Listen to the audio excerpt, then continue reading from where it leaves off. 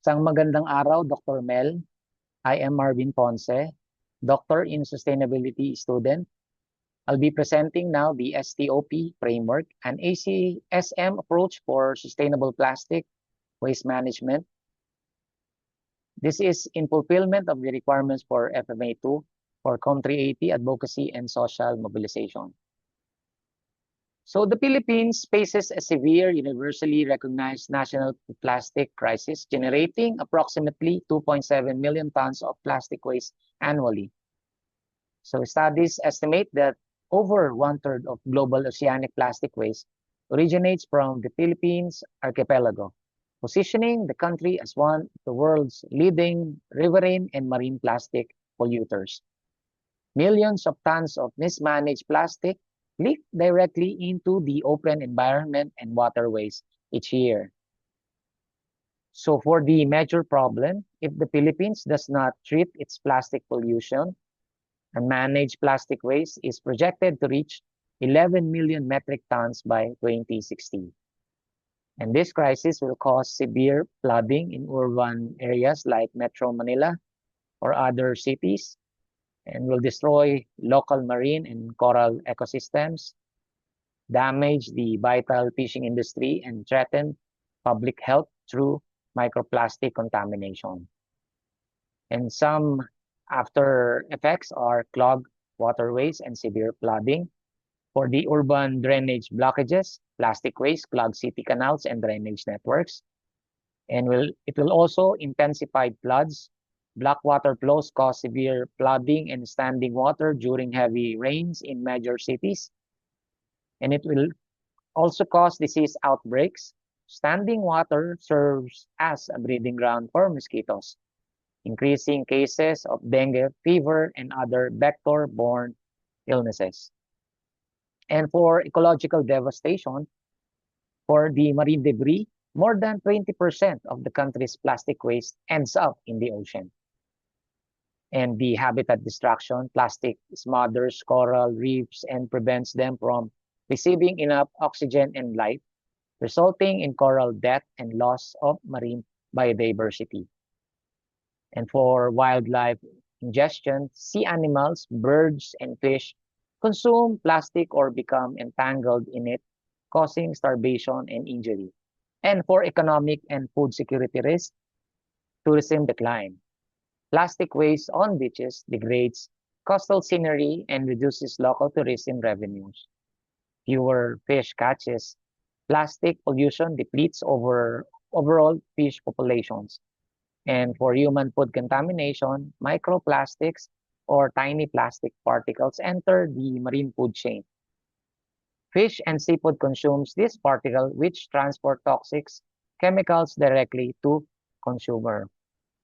And by explaining all the after effects, so I'll be presenting now the framework that I would like to introduce, which is the STOP framework.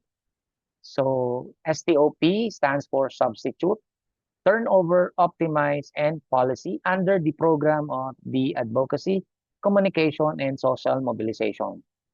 So the STOP framework is a structured, action-oriented model that can be used by organizations to eliminate plastic waste by addressing behavior, consumption, and policy. This theory serves as a foundational framework that organizes empirical facts, explains how and why phenomena occur, and guides practical application of the ACSM program in the context of organizational health, corporate sustainability, or public health programs. So the STOP model aims to guide community and corporate programs in their efforts to reduce pollution effectively while fostering the development of a circular economy.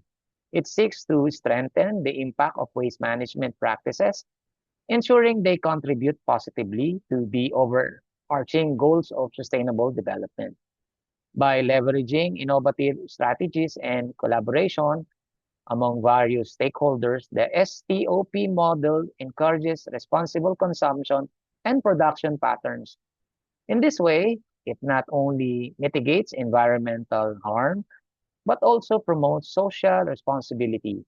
As communities and corporations engage with these guidelines, they can create lasting benefits that transcend environmental metrics, ultimately enhancing quality of life for all.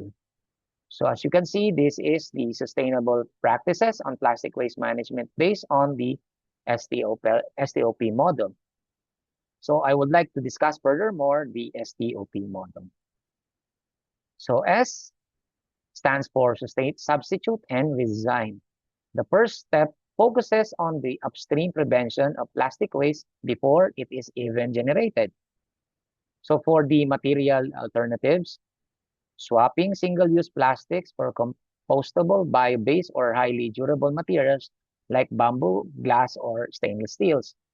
And system redesign, reengineering products to eliminate packaging completely, such as using solid concentrate bars for shampoo and detergent instead of bottled liquids. Elimination, auditing operations to identify and permanently remove completely unnecessary plastic items. Examples are plastic, stirrers, and double bagging. Next is T stands for turnover to circular systems. This steps transitions behavior away from take, make, waste linear model into a functional circular economy. So for reuse infrastructure, installing standardized refill stations or bulk dispensing systems within facilities. Closed loop systems, collaborating with vendors who use a deposit return scheme to ensure that delivery containers are collected, washed, and reused.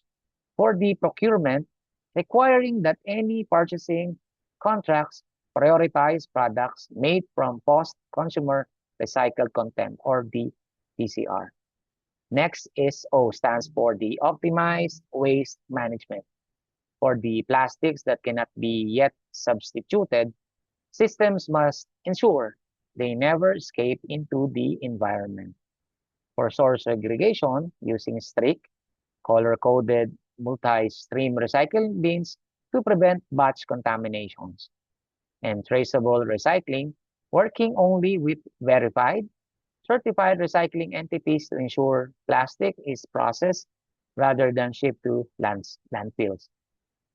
For downstream audits, tracking waste output data to determine which types of plastics are still slipping through the systems.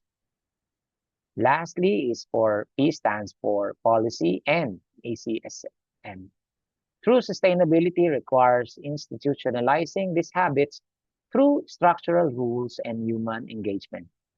Internal bans, enacting corporate or campus policies that completely ban specific items such as single-use plastic water bottles from the premises.